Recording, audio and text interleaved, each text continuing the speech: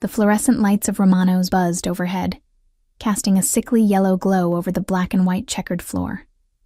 My feet ached in the cheap flats I'd bought at a discount store 3 days ago, already falling apart, the sole peeling away from the toe like a broken promise. I could feel every crack in the tile beneath me. As I moved between tables, my notepad clutched so tightly in my hand that my knuckles had gone white. "Table 7 needs water," Gina hissed as she breezed past me, her perfume, something expensive and floral, cutting through the smell of garlic and tomato sauce that clung to everything in this place. She'd been a waitress here for 5 years and wore her seniority like a crown. I was on day 3, and I could already feel the weight of her judgment every time I fumbled an order or forgot which side the bread plates went on. I grabbed the pitcher, my hands trembling slightly, not from nervousness about the job. I'd waited tables before, back when Mom was still alive, and I was juggling community college classes with whatever work I could find. No, this trembling was different. It was exhaustion, bone deep and relentless, the kind that came from sleeping on your best friend's couch for 2 months while trying to scrape together enough money for a security deposit on an apartment, the kind that came from eating ramen noodles 3 times a day and pretending you weren't hungry when someone offered you their leftovers out of pity. Table 7 was in the back corner, the one they called the VIP section, even though it was just the same red vinyl booths as everywhere else, only slightly more private. As I approached with the water pitcher, I noticed the sudden shift in atmosphere. The air felt heavier, charged with something I couldn't name. 2 men in dark suits flanked the entrance to the section, their eyes scanning the restaurant with the kind of vigilance that made my stomach tighten. And then I saw him. He sat with his back to the wall, of course he did, in a suit that probably cost more than I'd make in 6 months. Charcoal gray, perfectly tailored, with a crisp white shirt beneath and no tie.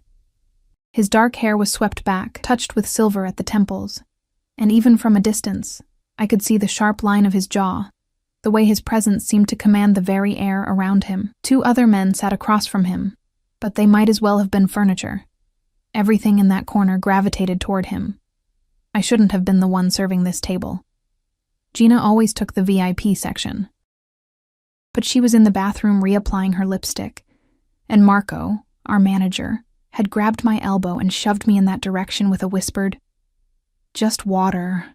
Don't screw it up." My heart hammered against my ribs as I approached. One of the suited guards stepped forward, his hand moving slightly toward his jacket, and I froze. "Water," I managed, my voice barely above a whisper. I held up the pitcher like a white flag. The guard looked past me to the table. I didn't see the signal, but there must have been one, because he stepped aside with a slight nod. I moved forward on legs that felt like they belonged to someone else. Up close, I could smell him. Not cologne exactly, but something else. Cedar and smoke and something darker, like aged leather and secrets. The 2 men across from him were talking in low voices about shipments and percentages, words that slid over me without meaning as I focused on not spilling water all over the pristine white tablecloth. I filled the first glass, then the second. My hand was steadier than I'd expected, some muscle memory from my previous waitressing jobs kicking in. I was reaching for the 3rd glass, the one in front of him, when my phone rang. Not vibrated. Rang. The shrill, desperate sound of my ringtone, some default melody I'd never bothered to change, cut through the low murmur of conversation like a knife. I jerked back instinctively, the water pitcher tilting, and I watched in horror as water sloshed over the rim of the glass I'd just filled, spreading across the tablecloth in a dark, damning stain. The conversation stopped. Everything stopped. My phone kept ringing. "I'm so sorry," I stammered, setting down the pitcher with shaking hands. I grabbed the napkin from the nearest place setting and dabbed uselessly at the water, but my phone was still ringing, still screaming from the pocket of my apron, and I could feel the eyes on me, the guards, the men at the table, and worst of all, his eyes. I fumbled for my phone, my fingers clumsy with panic. I should have silenced it. I should have ignored it. But the number on the screen made my breath catch. St. Mary's Hospital.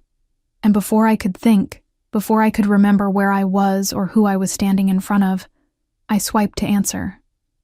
"Hello? Is this Emma Chen?" The voice was brisk, professional, with an undercurrent of urgency that made my stomach drop. Yes. I'm working. Ms. Chen, this is St. Mary's Hospital. Your friend Sarah Mitchell was brought in 30 minutes ago. You're listed as her emergency contact. We need you to come down as soon as possible. The restaurant tilted around me. Sarah. Sweet, quiet Sarah who'd let me crash on her couch, who'd lent me money for my uniform, who'd promised me that things would get better. What happened? My voice cracked. Is she? I can't discuss details over the phone, but you need to come now. I was vaguely aware that I was still standing at the table, that I was having this conversation in front of him, in front of all of them. But Sarah's name was pounding in my head, drowning out everything else. I'll be right there, I said, and ended the call. For a moment, I just stood there, my phone clutched in my hand, the water stain spreading on the tablecloth in front of me. Then reality crashed back in. Where I was, what I'd done, the absolute disaster of the last 2 minutes. I'm so sorry, I whispered again, looking anywhere but at him. I have to. There's an emergency. I'm so sorry about the water. I'll pay for... I turned to flee, but Marco was already there, his face purple with rage. What the hell do you think you're doing? He hissed, grabbing my arm hard enough to bruise. You do not answer your phone in the middle of service. You do not... My friend's in the hospital. The words came out flat, emotionless. I was too overwhelmed to feel anything anymore. I have to go. You walk out that door, you're fired. You hear me? Fired. I looked at him, at his red face and his cheap suit and his small angry eyes, and I felt nothing. Sarah was worth 1,000 of these jobs, 1,000 of these moments. Fine, I said, and pulled my arm free. I was halfway across the restaurant, untying my apron with shaking fingers, when I heard it. A voice I hadn't heard speak before, low and measured and absolutely cold. Marco. Just that. Just his name. But the restaurant manager stopped mid-rant, his mouth hanging open, and turned toward the VIP table like a puppet on strings. I should have kept walking. I should have pushed through those doors and never looked back. But something made me pause, made me glance over my shoulder. He was standing now. And standing, he was taller than I'd expected. The 2 men who'd been sitting across from him had gone quiet, their eyes lowered. The guards had straightened to attention. And Marco looked like he might pass out. The man in the charcoal suit didn't raise his voice. He didn't need to. The girl, he said, his eyes finding me across the restaurant. Don't let her leave. The world narrowed to a pinpoint. My heart, which had been racing before, now stopped completely. Every instinct I had screamed at me to run, to push through those doors and disappear into the city streets, but my feet had turned to lead. One of the guards was already moving toward the entrance, blocking it with his considerable bulk. My voice failed me. I tried again. My friend. She's in the hospital. I have to... He moved then, crossing the restaurant with a grace that seemed impossible for a man his size. The other diners watched with a mixture of fear and fascination, their conversations dying as he passed. When he reached me, he stopped just close enough that I could see the flecks of gold in his dark eyes, could see the small scar that cut through his left eyebrow. Which hospital? His voice was quieter now, meant only for me, but it still carried that undercurrent of absolute authority. St. Mary's, but I don't understand why. He turned to one of his guards without taking his eyes off me. Call ahead. Private room. Make sure she has the best doctors. Then to me. You'll go. But not alone. I don't need... You spilled water on a $30,000 suit, he said, and there might have been the ghost of amusement in his voice, though his expression remained unreadable. You answered your phone in the middle of service, and now you're going to walk out of here without so much as an explanation to the owner of this establishment. My blood ran cold. You own, among other things. He gestured to the door, where another car was already pulling up. A sleek black sedan with tinted windows. My driver will take you. You'll go see your friend, and when you're done, you'll come back here. We have things to discuss. I'm fired. Marco says what I tell him to say. He looked over at the manager, who'd gone from purple to white. Isn't that right, Marco? Yes, Mr. Volkov. Of course, Mr. Volkov. Volkov. The name hit me like a physical blow. I'd heard that name before, whispered in the break room, mentioned in news reports that cut off abruptly when anyone walked in. Volkov. As in the Volkov family. As in the organization that ran half the city from the shadows. I'd spilled water on a mafia boss. I'd answered my phone in front of a mafia boss. And now he was sending me to the hospital in his private car to visit my friend, with instructions to come back so we could discuss things. Every self-preservation instinct I had screamed at me to refuse, to run, to disappear into whatever hole I could find and never come out. But Sarah was in the hospital, possibly dying, and I had no money for a cab, and the buses would take an hour, and... Tick-tock, Emma.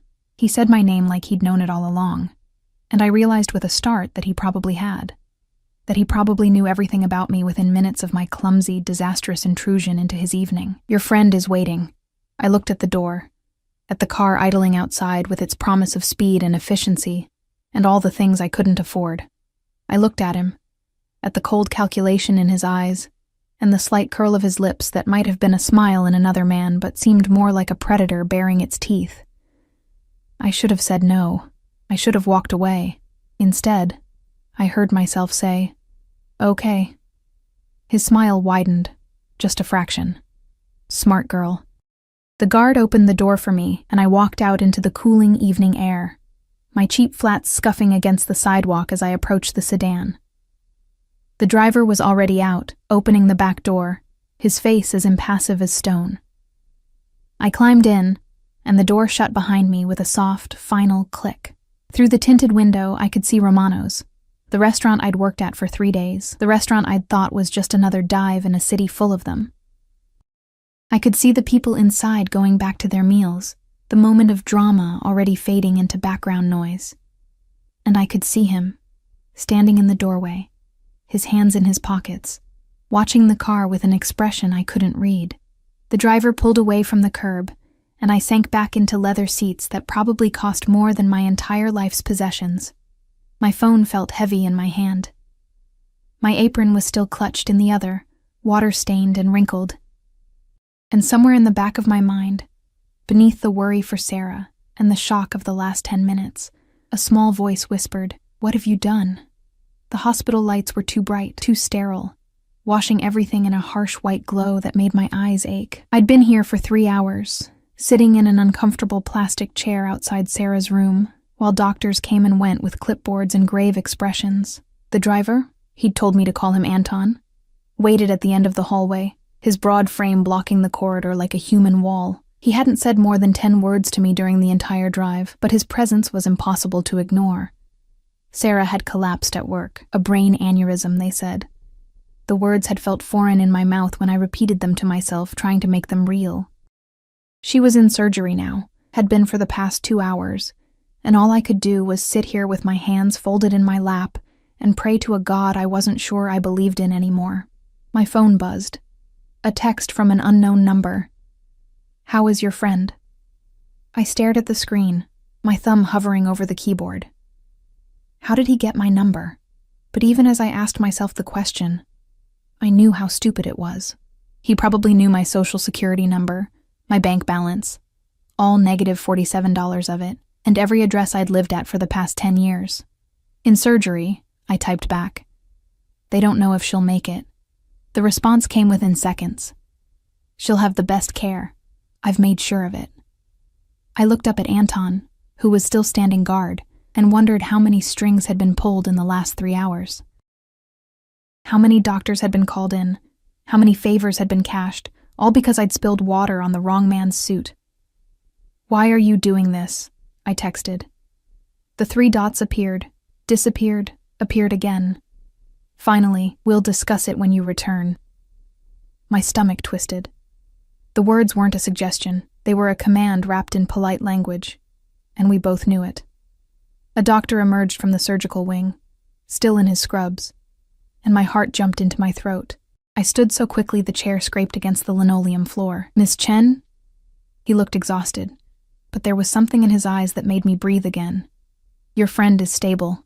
The surgery went well, all things considered." The next 48 hours will be critical, but she's a fighter. I pressed my hand to my mouth, feeling tears burn behind my eyes. Can I see her? She's in recovery now. Give us another hour to get her settled in ICU. Then you can sit with her for a few minutes. He glanced at Anton, then back at me, and I wondered what he'd been told about who was paying for all of this. She's lucky to have you, and lucky that we had Dr. Morrison available. He's one of the best neurosurgeons on the East Coast. Normally, he's booked months in advance. Thank you, I whispered.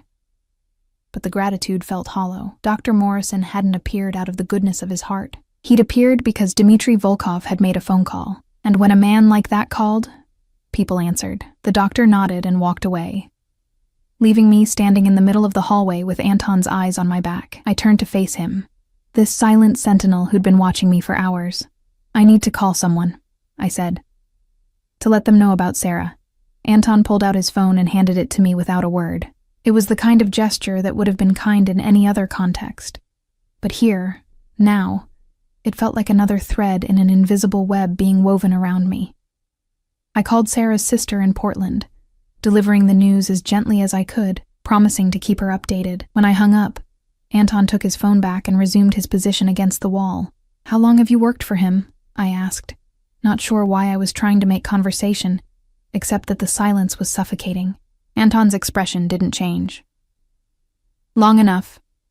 Is he always this involved with strangers? Something flickered in Anton's eyes. Amusement, maybe, or pity. Mr. Volkov is never involved with anything without reason. The words settled over me like a shroud. Before I could ask what he meant, my phone buzzed again. It's time to come back. I looked at the message, then at the surgical wing where Sarah lay unconscious, breathing through tubes and monitored by machines that beeped in steady, reassuring rhythms. I can't leave her, I said to Anton. He pushed off the wall and approached me, his footsteps silent despite his size. There's a nurse who will call you if anything changes. Mr. Volkov has arranged for round-the-clock private care. Your friend won't be alone. That's not the point. Ms. Chen. Anton's voice was gentle but firm. Mr. Volkov doesn't like to wait. The unspoken threat hung in the air between us. I thought about running, about disappearing into the hospital's maze of corridors and emergency exits. But where would I go? Back to Sarah's apartment, where I had no key and no right to be anymore. To another friend's couch, dragging my problems with me like a stone around my neck. And more than that, more than my own fear or survival instinct, was the uncomfortable truth that Dmitry Volkov had saved Sarah's life tonight. Whatever his reasons, whatever he wanted from me, he'd made sure my best friend had gotten care that would have been impossible otherwise. The bill for tonight alone would have bankrupted me for the rest of my life. I owed him, and he knew it. Let me see her first, I said quietly. Just for a minute, then I'll go. Anton checked his phone, presumably getting permission, then nodded. 5 minutes. Sarah looked so small in the hospital bed, dwarfed by machines and monitors, her dark hair spread across the pillow like ink on snow. I took her hand carefully, mindful of the IV line, and felt the warmth of her skin beneath my fingers. Alive. She was alive. I'm so sorry, I whispered, though I wasn't sure what I was apologizing for. For not being there when she collapsed. For the choices I was about to make. For bringing whatever storm was coming into both of our lives. Her fingers twitched in mine, the tiniest movement, and I chose to believe it was her way of saying she understood. I'll come back, I promised. As soon as I can, and I'll fix this. Whatever I have to do, I'll fix it. The words felt like a vow, and as I left the room with Anton's hand hovering near my elbow, not touching, never touching, but always there, I wondered what exactly I'd just promised. And to whom? The drive back to Romano's felt longer than the drive to the hospital. Every red light an eternity. Every block a small death. The city at night was a different animal than during the day. Shadows stretched longer, neon signs bled their colors into puddles on wet pavement, and the people on the sidewalks moved with the kind of wariness that came from knowing danger could be lurking around any corner. The restaurant was closed when we arrived, the neon sign dark, chairs upturned on tables visible through the windows. Anton led me not to the front entrance, but to a side door I'd never noticed before. one that required a key card to open. We went up a narrow staircase that smelled of old wood and expensive cigars, climbing 2 flights before emerging into a hallway that was nothing like the restaurant below. Here, the floors were hardwood, polished to a mirror shine. The walls were painted a deep burgundy, with paintings I suspected were originals hung at precise intervals. Sconces cast warm pools of light, and the air conditioning was set to exactly the right temperature, not too cold, not too warm. Anton stopped at a heavy oak door at the end of the hallway and knocked twice. A voice from within, his voice, said something in what I thought might be Russian, and Anton opened the door, gesturing for me to enter. The office was exactly what I would have expected, and nothing like it at the same time. Dark wood furniture, floor-to-ceiling bookshelves lined with leather-bound volumes, a desk that looked like it belonged in a museum. But there were also modern touches, a state-of-the-art computer setup, multiple phones, and a window that overlooked the entire street below, with a view that would have cost millions in any other building. He stood by that window, his back to me, hands clasped behind him. He'd removed his suit jacket, and I could see the way his white shirt stretched across his shoulders, the suggestion of strength beneath the civilized veneer. "Thank you, Anton," he said without turning around. "That will be all." The door clicked shut behind me, and suddenly I was alone with him, truly alone. For the first time since that disastrous moment at the table, my heart hammered against my ribs, and I had to resist the urge to check if the door was locked. "Your friend will recover," he said, still facing the window. "Dr. Morrison is optimistic, thank you." The words felt inadequate, too small for what he'd done. "I don't know how I can ever repay me." Now he turned, and the look in his eyes made my breath catch. "That's what we're here to discuss." He moved to the desk and picked up a folder. Manila, unremarkable, the kind you could buy at any office supply store. But when he opened it, I saw my face staring back at me. A photo, recent, from my driver's license, and beneath it, pages of information about my life laid out in stark black and white. "Emma Rose Chen," he read aloud, his accent giving my name a different cadence. 26 years old, no living family, community college dropout, 7 different jobs in the past 3 years, none lasting more than 6 months. Current address? He paused, his eyes lifting to meet mine. "Well, you don't really have one, do you?" My face burned. "I didn't realize my employment history was any of your business." "Everything in my restaurants is my business." He set the folder down and leaned against the desk, crossing his arms. "You walked into my establishment 3 days ago with a fake reference and a smile. Marco was too desperate for staff to check properly. I, however, am never that careless. If you knew I lied on my application, why didn't you fire me then?" "Because I was curious." He said it so simply, like curiosity was reason enough to let a fraud continue working in his restaurant. A girl willing to forge references to get a waitressing job, that speaks of desperation, and desperate people are either dangerous or useful. "I'm not dangerous." "No," he agreed, his eyes traveling over me in a way that made me feel exposed, vulnerable. "You're not. But you might be useful." I wrapped my arms around myself, suddenly cold, despite the perfect temperature. "What do you want from me?" He was quiet for a long moment, studying me with an intensity that made my skin prickle. Then he pushed off from the desk and crossed to a cabinet, pulling out a crystal decanter and 2 glasses. He poured amber liquid into both, whiskey from the smell, and held one out to me. I didn't take it. "I don't drink. Tonight you do." It wasn't a suggestion. My hand shook as I accepted the glass. I didn't drink, brought it to my lips and let the liquid burn a path down my throat. It was smooth and expensive, and everything I'd never been able to afford, and I hated that even this small act felt like surrender. He took a sip from his own glass, watching me over the rim. "There's a man," he said finally. "His name is Viktor Kozlov. He worked for me once, handling shipments from overseas. Last month he decided my 30% wasn't enough. He thought he could skim off the top, hide his tracks, disappear with enough money to start over somewhere warm and sunny." I said nothing, unsure where this was going or why he was telling me any of this. "He was wrong," Volkov continued. "I found the discrepancy within days. But Victor, clever Victor, he'd already run. He's in the wind now, somewhere in this city, hiding like the rat he is. I don't understand what this has to do with me." Victor has a girlfriend. Had a girlfriend, I suppose, since he left her behind when he ran. He pulled another folder from his desk. This one containing a photo of a woman with blonde hair and sharp features. She was beautiful in a hard way, all angles and ambition. Her name is Irina. She's been calling my people, begging for a chance to make things right, claiming she had nothing to do with Victor's betrayal. Did she? His smile was cold. That's the question, isn't it? Irina swears she's innocent. That she had no idea what Victor was doing. That she's been as much a victim of his deception as I have. He set the photo down. I don't believe her. Then why not just... I stopped, not wanting to finish the thought. Kill her?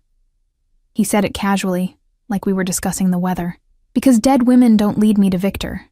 And Irina is going to lead me to him, one way or another. The problem is she knows she's being watched.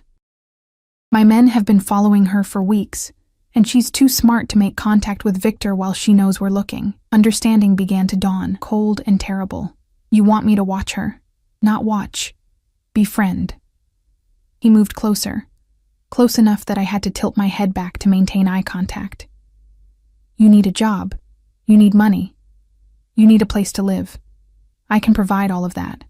In return, you'll get close to Irina. You'll gain her trust. And when she finally reaches out to Victor, and she will, eventually, you'll tell me where he is. I'm not a spy. No, you're a waitress. A broke, desperate waitress who just had a very public emergency at my restaurant. Irina frequents a coffee shop 3 blocks from here, Costa's. They're hiring. You'll apply, you'll get the job, and you'll strike up a friendship with a woman who's just as alone and desperate as you are. He reached out, and I flinched, but he was only tucking a strand of hair behind my ear, his fingers barely grazing my skin. It's really very simple, and if I say no? His hand dropped, but he didn't step back. Then your friend Sarah will receive a very large hospital bill, one that her insurance, if she even has insurance, won't begin to cover. She'll wake up from surgery to find herself buried in debt that will follow her for the rest of her life. Is that what you want? The threat was delivered in the same calm, measured tone he'd used for everything else, which somehow made it worse. I thought of Sarah lying in that hospital bed, tubes and wires keeping her alive, and felt something inside me crack. That's not fair. No, he agreed. It's not, but fairness is a luxury neither of us can afford. I wanted to throw the whiskey in his face. I wanted to scream, to fight, to do anything other than stand there and accept this manipulation. But what choice did I have? Sarah was alive because of him. I was standing here, in this office, drinking his whiskey, because he'd decided to make me an offer instead of having Anton throw me out onto the street. How long? My voice came out steady, which surprised me. As long as it takes. Could be days. Could be weeks. And after, when you find Victor, then you're free. I'll clear Sarah's medical bills, give you enough money to start over somewhere new if that's what you want, and you'll never hear from me again. It sounded too good to be true, which meant it probably was. But the alternative, watching Sarah drown in debt while I went back to couch surfing and lying on job applications, wasn't really an alternative at all. I drained the rest of the whiskey, letting it burn away the last of my resistance. When do I start? His smile was triumphant, and I hated that I'd given him that victory. Tomorrow, Anton will take you to an apartment I own. Furnished, utilities included. Get some sleep. Be at Costa's by 9 a.m. to fill out an application. He moved back to his desk and pulled out a wallet, extracting several bills that he held out to me. For clothes. You'll need to look the part. I looked at the money. More cash than I'd seen in months, and felt something die inside me as I reached out and took it. One more thing, Emma. His voice stopped me as I turned toward the door. Irina is dangerous. She's survived in this world by being smart and ruthless. Don't underestimate her, and don't, under any circumstances, let her know who you really work for. I don't work for you. Don't you? His eyes glittered with amusement. We'll see. Anton was waiting in the hallway when I emerged, and he led me back down the stairs in silence. The money felt heavy in my pocket. The weight of my choices felt heavier still.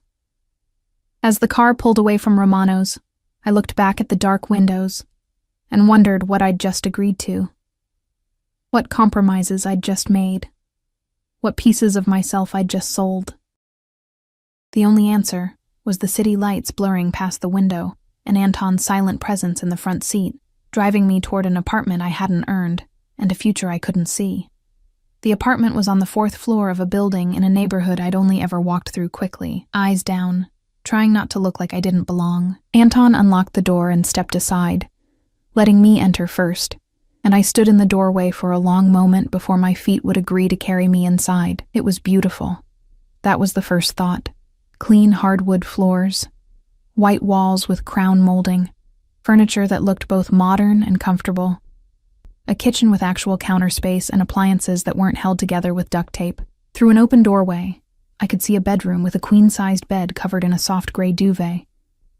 "Mr. Volkov had it prepared for you," Anton said, setting a key on the entrance table. "There are clothes in the closet. He guessed your size.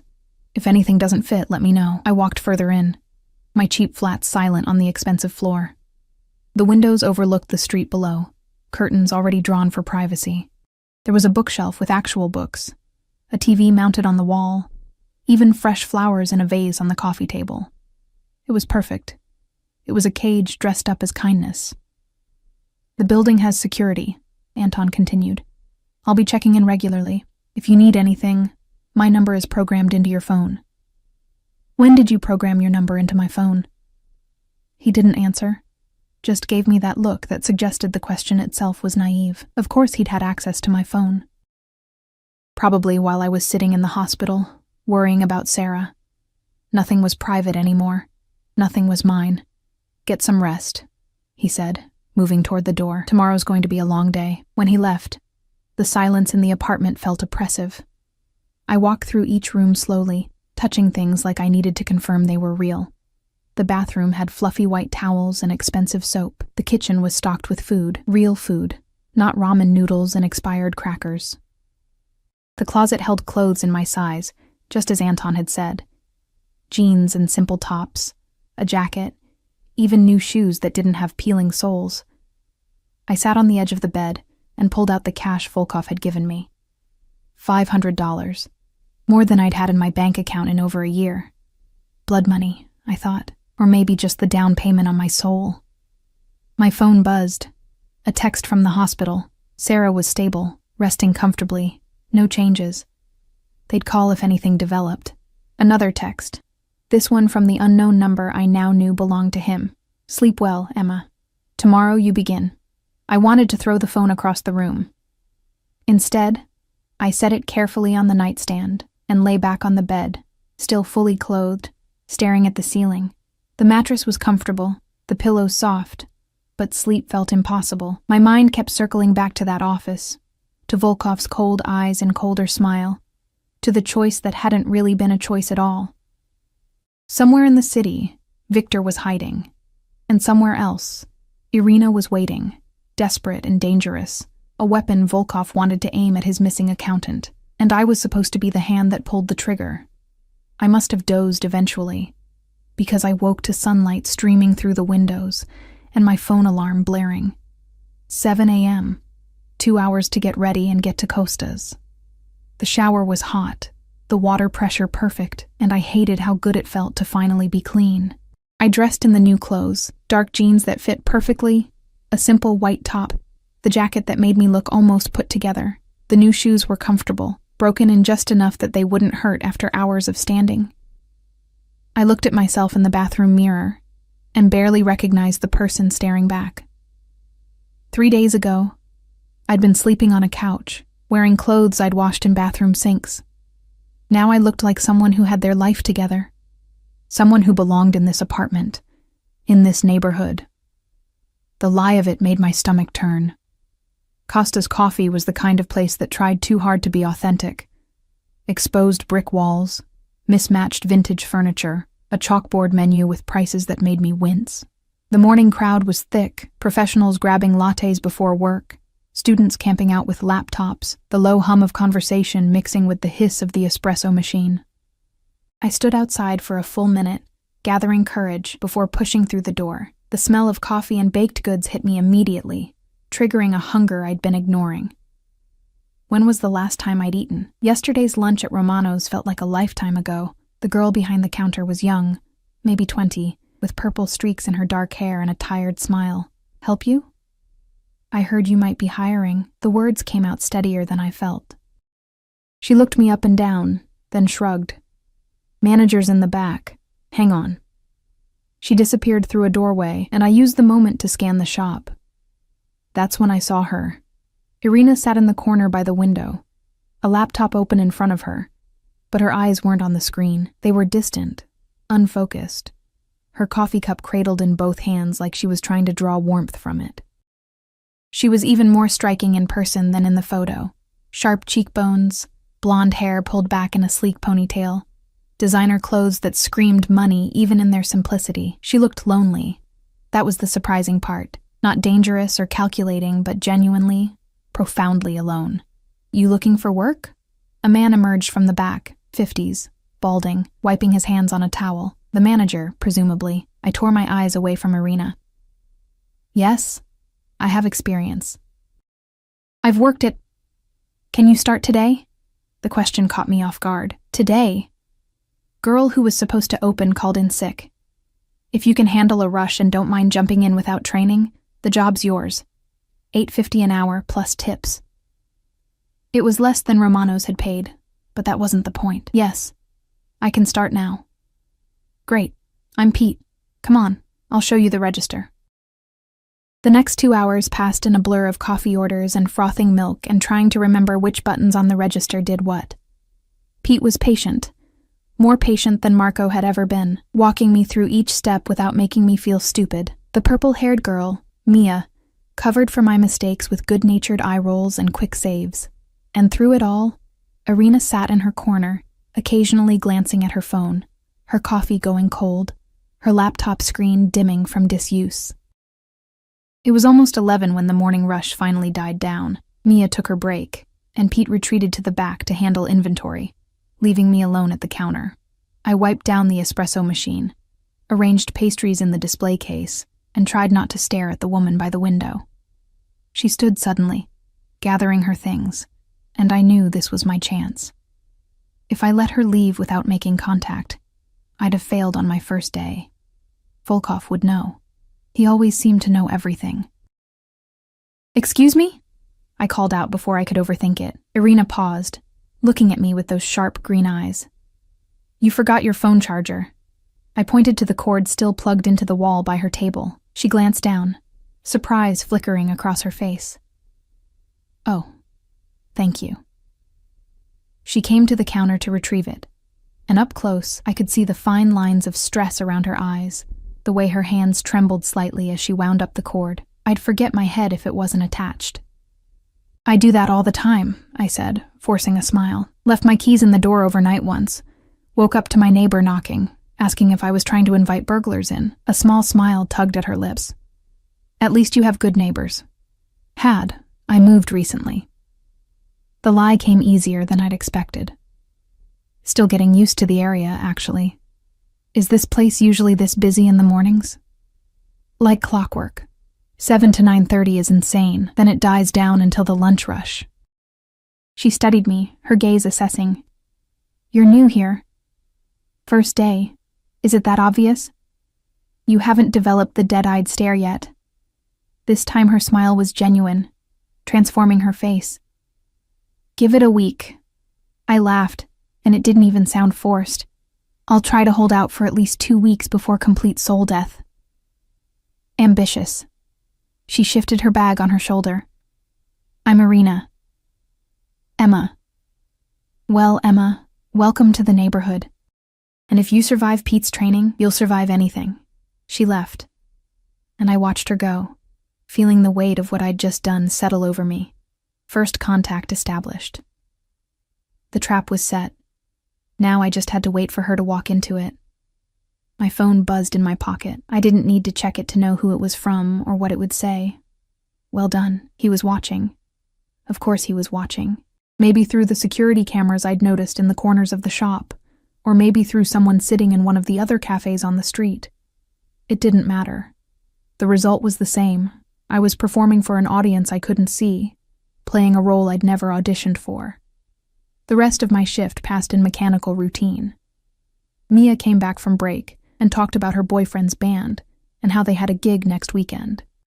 Pete showed me how to close out the register and warned me about the temperamental ice machine. Normal things. Regular things. The kind of workplace banter I'd had at a dozen other jobs, but nothing felt normal anymore. When I returned to the apartment that evening, there was a package waiting by the door. No return address, just my name written in neat block letters. Inside was a new phone, newer than the battered one I'd been using, with a note in handwriting I already recognized. For work purposes. Keep your personal phone separate. DV. I turned the new phone on and found it already programmed with 2 contacts. Anton and a number labeled simply DV. No other apps, no games, no personal touches. This was a leash dressed up as a gift, a way to keep me connected and controlled. A text came through immediately. Report. I sat on the couch and typed with heavy fingers. Made contact. She seems lonely. Willing to talk. We'll continue tomorrow. The response was instant. Good. Don't rush it. Let her come to you. Understood.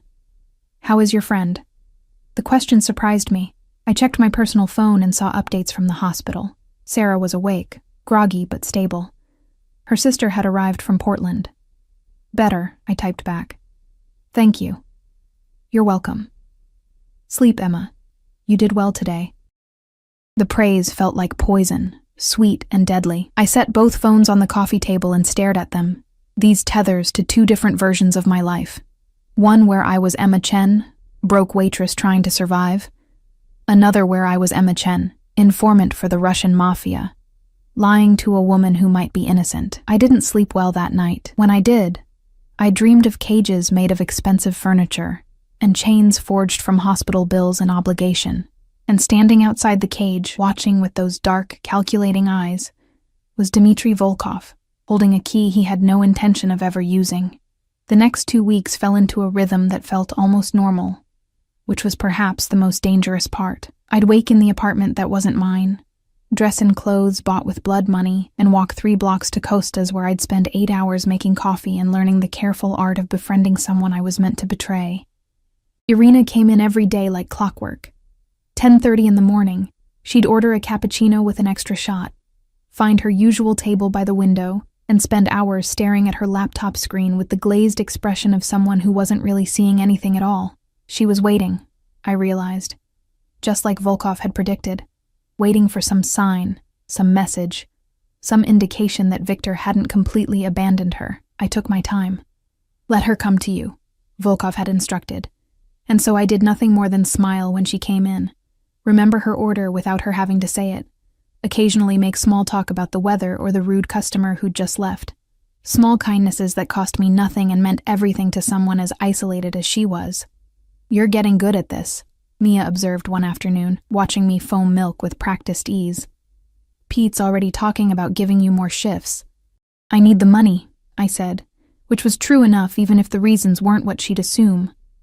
Don't we all? She leaned against the counter, lowering her voice. That blonde woman who comes in every day. Irina? She tipped me $50 yesterday for a $4 coffee, just handed it over like it was nothing. Maybe she's lonely, I said carefully. Money doesn't buy companionship. No, but it buys a hell of a lot of coffee. Mia grinned. If you're smart, you'll cultivate that. Rich, lonely people make the best regulars. I thought about that conversation later, when Volkov texted asking for my daily report. She's waiting for something, I wrote, checking her phone constantly, nervous. Isolated. Has she mentioned Victor? No. She doesn't talk about herself much at all, then make her. The response was immediate, commanding. People who are alone want to talk. They just need someone to ask the right questions. I stared at the message, feeling something cold settle in my stomach. This was the moment. No more passive observation. Now I had to actively manipulate, to dig into wounds and exploit them. How? I texted back. You're a smart girl, Emma. Figure it out. The opportunity came 3 days later, on a rainy Thursday afternoon when the shop was nearly empty. Irina sat at her usual table, but instead of staring at her laptop, she had her face in her hands, her shoulders shaking with silent sobs. I looked around. Mia was on break. Pete was in the back. Just me and a crying woman, who I was supposed to be befriending for all the wrong reasons. I grabbed a napkin and a glass of water and crossed the shop before I could overthink it. "Hey," I said softly, setting both on her table. "Are you okay?" She looked up, her makeup smeared, her eyes red. "I'm fine. Sorry. I'm so sorry." "Don't apologize." I pulled out the chair across from her without asking. "Bad day?" She laughed, a broken sound. "Bad month. Bad year, really. Want to talk about it?" I kept my voice gentle, concerned. I'm a good listener. Comes with the waitress territory. For a moment I thought she'd refuse. Her expression closed off, defensive walls slamming into place. But then something in her seemed to crack, and the words came spilling out. "My boyfriend left me." She grabbed the napkin, dabbing at her eyes. "Just disappeared one day, took all his things, emptied our joint account, and vanished. I keep thinking he'll call, that he'll explain, that there's some reason that makes sense, but it's been a month, and nothing. I felt like the worst kind of person. I'm so sorry. That's awful. The stupid thing is, I should have seen it coming. The late nights, the secret phone calls, the way he'd freeze whenever I asked about work." She took a shaky breath. "I just didn't want to believe that the person I loved could do that to me. Have you tried to find him?" Her laugh was bitter. "Everywhere. Called all his friends, checked with his family, even hired a private investigator. It's like he never existed, like our entire relationship was just fiction." I reached across the table and took her hand, hating myself. "You deserve better than that, do I?" She looked at me with those sharp green eyes, and for a moment, I saw something dangerous beneath the vulnerability. Maybe this is exactly what I deserve. No one deserves to be abandoned like that. She was quiet for a long moment, studying me. "You're very kind, Emma. Most people would have just ignored the crazy crying lady. I'm not most people." The words felt true, even as I spoke them for manipulation. "And you're not crazy. You're hurt. There's a difference. Is there?" But she squeezed my hand, a small gesture of gratitude. "Thank you. Really. I didn't realize how much I needed someone to just listen." "Anytime," I said, and meant it even as I hated what I was doing. "That's what friends are for." The word seemed to surprise her. "Friends?" "If you want to be. I'm new to the city, don't know many people. Could use a friend myself." Something shifted in her expression. Hope, maybe, or relief at not being alone anymore. "I'd like that." When my shift ended, I found a text waiting. "Excellent work. Keep building trust. The rest will follow." I deleted it without responding and walked home in the rain, letting the water soak through my jacket because I deserved to be uncomfortable. I deserved worse than that. After that day, everything changed. Irina started staying longer at the coffee shop, timing her visits with my shifts. We'd talk during my breaks, small conversations at first, about movies and books, and the little mundane things that filled a life. But gradually, she began to open up more, sharing pieces of her past that I carefully filed away to report later. She'd grown up in Moscow, came to America when she was 20, met Victor at a nightclub 3 years ago. He'd been charming, attentive, successful. She'd fallen hard and fast, ignoring the red flags because she'd wanted so desperately to believe in the fairy tale. "He worked for some very powerful people," she told me one afternoon, her voice dropping low, even though we were alone. I never asked questions, didn't want to know. But I wasn't stupid. I knew the money wasn't clean. "What kind of people?" I kept my tone casual, curious. She shook her head. "The kind you don't ask about if you want to stay healthy. The kind who make people disappear when they become inconvenient." My blood ran cold. Was she talking about Volkov? Did she know who her boyfriend had stolen from? "Is that why he ran?" I asked carefully. "Did he get in trouble with them?" "I think so. But he never told me anything concrete, just packed his bags one night and said he had to go away for a while. I thought he meant a business trip." Her voice cracked. "I didn't realize he meant forever." I reported it all that night, feeling like Judas counting his silver pieces. Volkov's responses were clinical, analytical. "She knows more than she's saying. Press harder." Find out if she has a way to contact him. I think she's genuinely in the dark, I texted back. Or she's a better liar than you are. The words stung, probably because they were meant to. I was a liar now.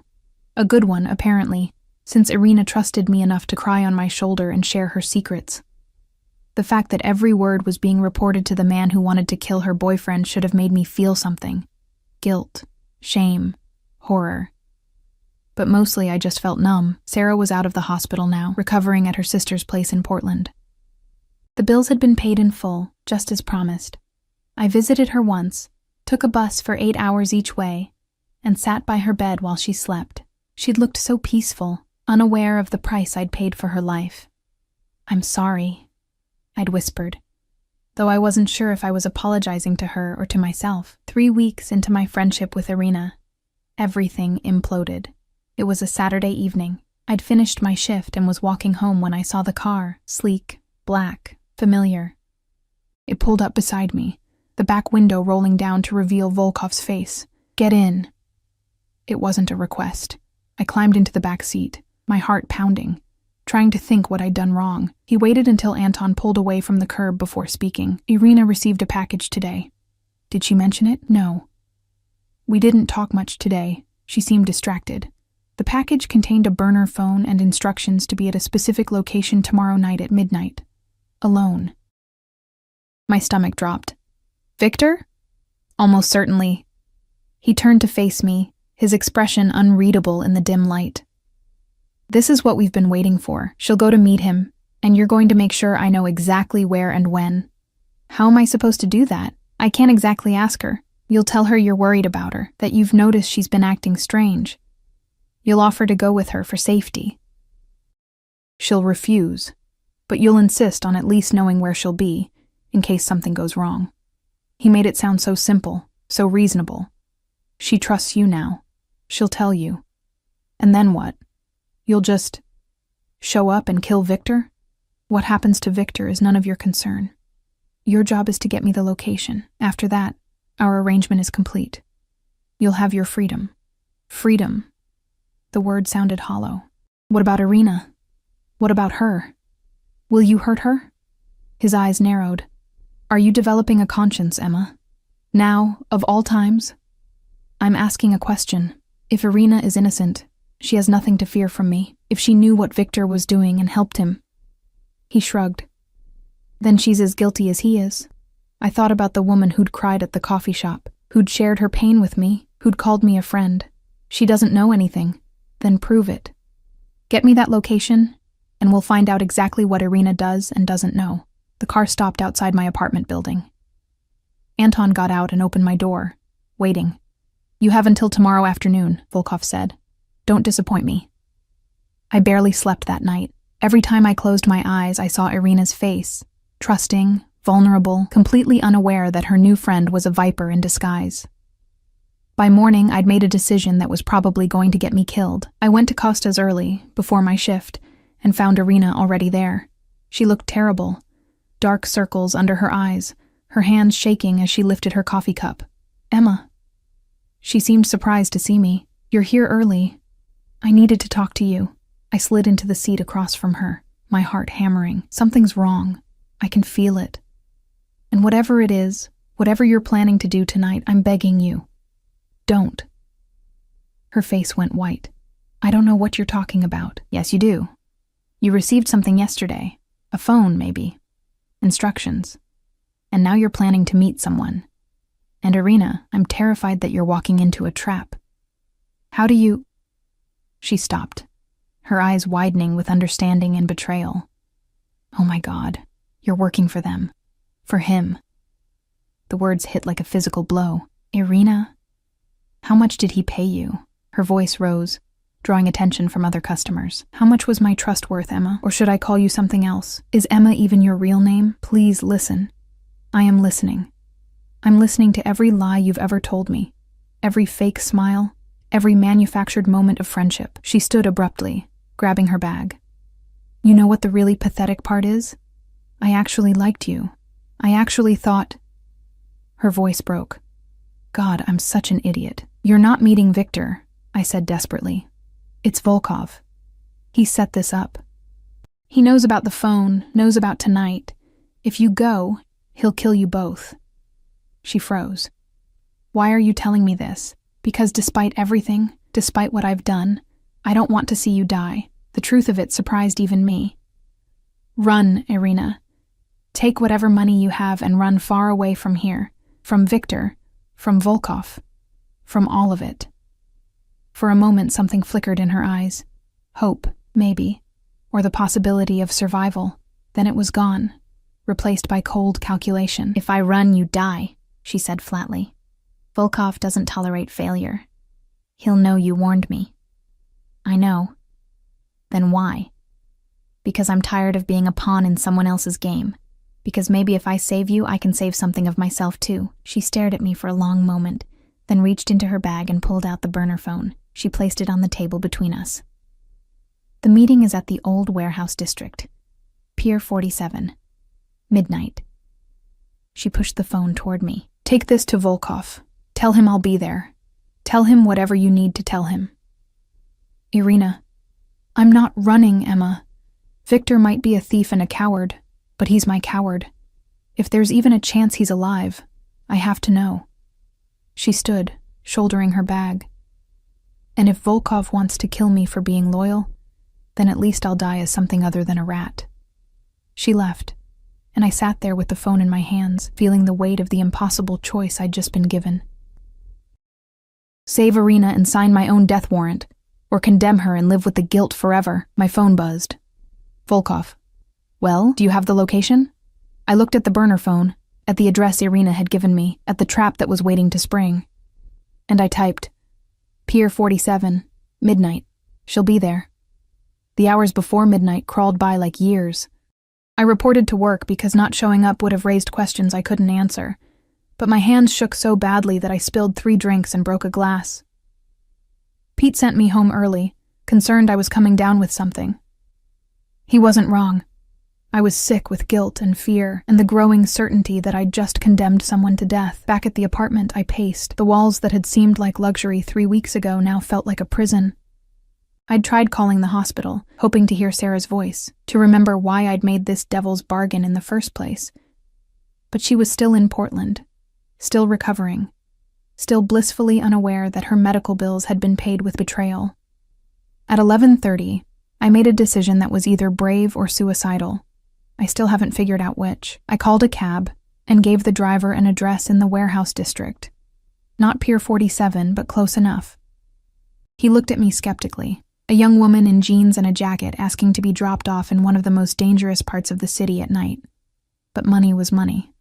He took it and left me standing on a cracked sidewalk under a broken streetlight.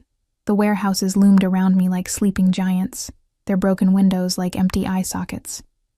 I could smell the river, hear the distant sound of water lapping against the piers. Somewhere in this maze of concrete and rust, Irina was walking into a trap I'd helped set. I found Pier 47 by following the numbers painted on the buildings, faded and peeling but still visible, a warehouse with its loading dock doors hanging open, spilling yellow light onto the wet pavement. I could see figures moving inside. Guards, probably. Volkov's men, waiting. I should have turned around. Should have gone back to the apartment, locked the door, and pretended none of this was happening. Instead, I moved closer, keeping to the shadows, until I could see inside. The warehouse was mostly empty, just bare concrete floors and support pillars casting long shadows. In the center, under a hanging work light that swung slightly in the draft, stood Dmitry Volkov. He wore all black tonight, no suit jacket, just slacks and a fitted shirt that made him look less like a businessman and more like what he really was, a predator. Anton and 3 other men flanked him, all armed, all watching the entrance. And then I saw her. Irina walked through the loading dock doors at exactly midnight, her chin up, her shoulders back, every inch of her radiating defiance despite the fear I could see in her eyes. She wasn't alone. A man walked beside her, thin and nervous-looking, with Victor's face from the photos I'd seen. He'd come, despite everything, despite the danger. He'd come for her. Viktor Kozlov. Volkov's voice carried across the warehouse, calm and cold.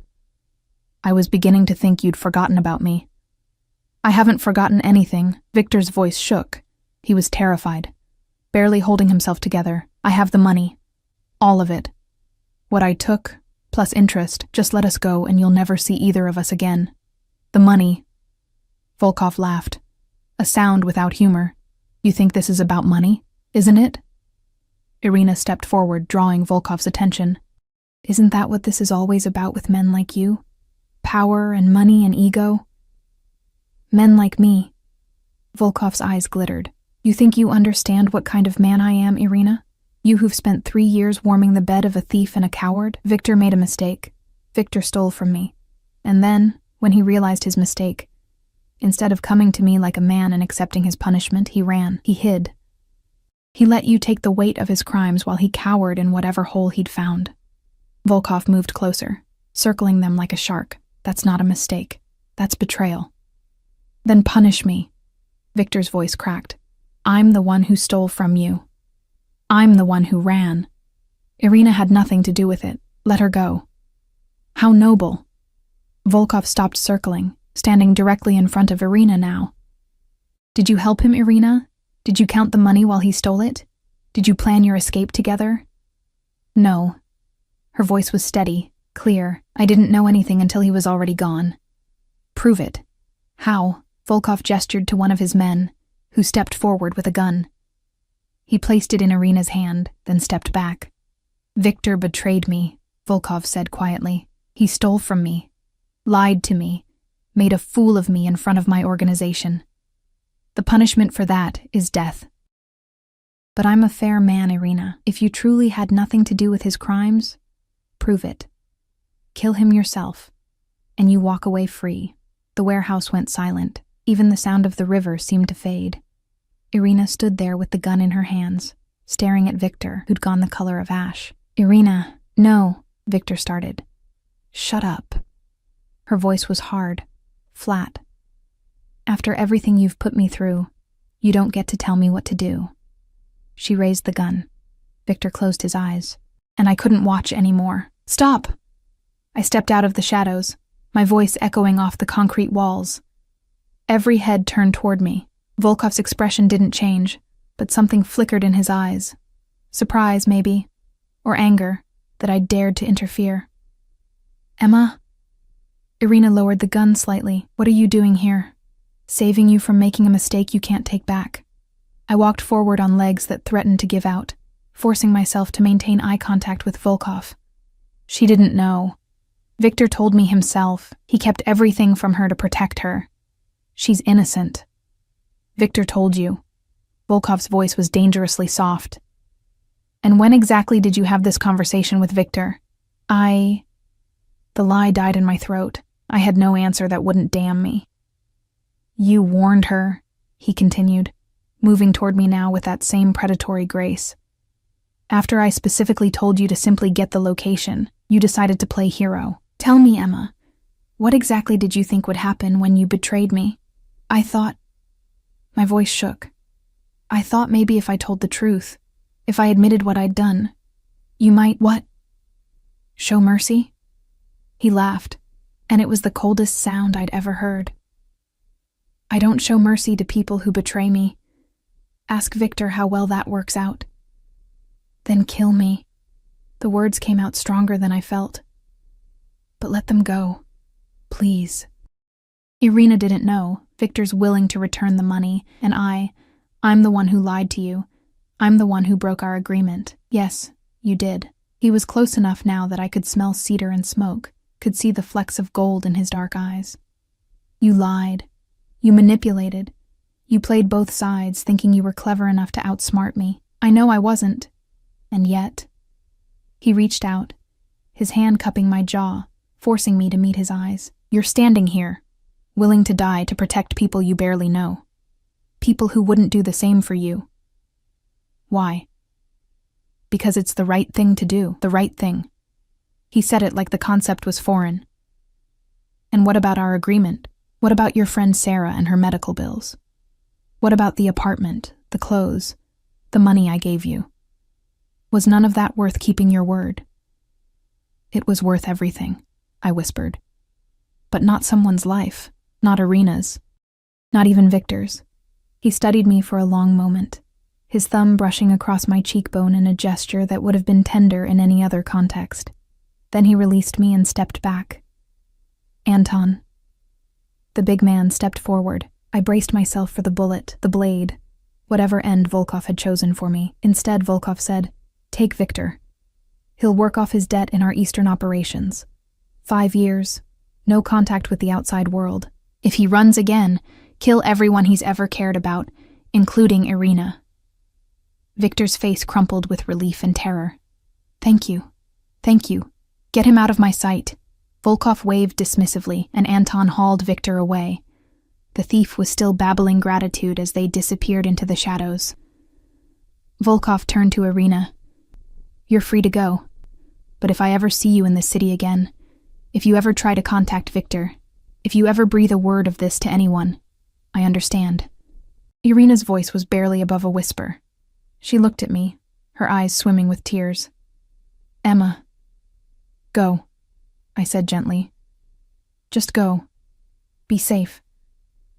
She ran, her footsteps echoing until they faded into nothing. And then it was just me and Volkov and his remaining guards in the warehouse, the hanging light still swaying overhead, casting dancing shadows on the walls. "You surprise me, Emma Chen." Volkov circled me slowly. "I thought I had you figured out. Desperate, broke, willing to do anything to survive. But you're not that simple, are you? I don't know what I am anymore. Honest, apparently. Stupidly, recklessly honest." He stopped in front of me. "Do you have any idea what you've cost me tonight?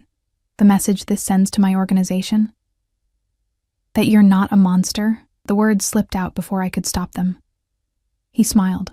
A real smile this time, though it didn't quite reach his eyes. "Oh, I'm absolutely a monster, Emma. Never doubt that. But even monsters have rules, codes." He gestured around the empty warehouse. "This wasn't about the money Victor stole. It was never about the money. It was about loyalty, respect, the understanding that in my world betrayal has consequences. And what are the consequences for me? That depends." He moved closer, close enough that I had to tilt my head back to maintain eye contact. "Are you going to betray me again?" The honest answer was that I didn't know. That I couldn't promise anything when every choice felt like walking a tightrope over an abyss. "Never lie to me, Emma. I value honesty above almost everything else." His hand found my jaw again, gentler this time. "So tell me the truth. If I asked you to do this again, would you?" "No." "Why not?" "Because I don't want to be the kind of person who uses people, even if it means—" My voice caught. "Even if it means losing everything." "Everything." He seemed amused by the word. "What do you think you're losing? The apartment? The money? Whatever arrangement we had? And if I told you those things are yours regardless? That our arrangement is over, just as I promised, and you're free to go?" I stared at him, searching for the trap. "Why would you do that?" "Because you kept your end of the bargain. You got me the location, and because of that I have Victor. The fact that you also warned Irina and tried to play hero." He shrugged. "That's almost admirable in its stupidity. So I can just leave?" "You can. The apartment is yours for the next 6 months, paid in full. After that, you're on your own. Sarah's medical bills remain cleared. And you'll never hear from me again." He paused, his eyes searching mine. "Unless you choose otherwise." "Choose otherwise?" "I need someone I can trust, Emma. Someone who isn't afraid to tell me the truth, even when it's dangerous. Someone who values honesty over self-preservation." His thumb traced my lower lip, a gesture so intimate it made my breath catch. "Someone like you. You want me to work for you. I want you to consider it, not as an informant or a spy, but as—" He seemed to be choosing his words carefully. "Someone who keeps me honest, who reminds me that there's a difference between power and cruelty. I don't understand. You will, or you won't, and you'll walk away, and we'll never speak again." He stepped back, giving me space. "Think about it. You have my number. If you decide you want something more than surviving from one waitressing job to the next, call me. If not—" He gestured toward the open loading dock doors. "The choice is yours. I should have run. Should have taken the out he was offering and never looked back. But something in his eyes stopped me, something I couldn't quite name. What if I say yes? What exactly would this arrangement entail? Dinners? Conversations? Moments of brutal honesty when I need them most? The corner of his mouth lifted. And in return, you'd have security, protection, a life where you don't have to worry about where your next meal is coming from. That sounds an awful lot like being kept. Does it? He moved closer again, and this time I didn't back away. Or does it sound like being valued for something other than your willingness to lie and manipulate? I wanted to argue.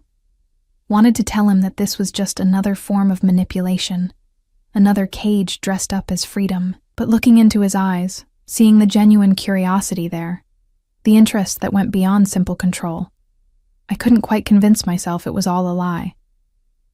I need time, I said finally, to think, to figure out what I want. Take all the time you need. He pulled a card from his pocket, heavy cardstock with nothing but a phone number embossed in gold.